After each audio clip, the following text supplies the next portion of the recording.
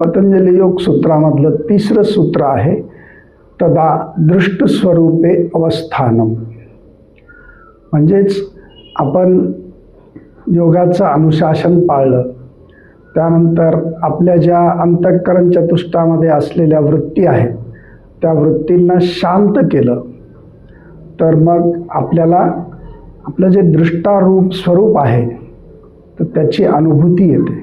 दृष्टास्वरूप म्हणजे आपण समाधिस्थ होतो, आणि समाधिस्थ झाल्यामुळं आपलं स्वतःचं जे मूळ स्वरूप आहे त्याचं ज्ञान आपल्याला होतं, आणि त्या मूळ स्वरूपामध्ये आपण स्थित व्हायला लागतो. स्थित व्हायला लागतो म्हणजे त्या ठिकाणी आपण थांबतो तिथेच, आणि त्यामुळं आपल्याला आपल्या मूळ स्वरूपाचं जे आहे दर्शन होतं आहे, आणि त्याचा परिणाम असा होतो की आपल्या जीवनामध्ये परमानंद आणि प्रसन्नता प्राप्त होते.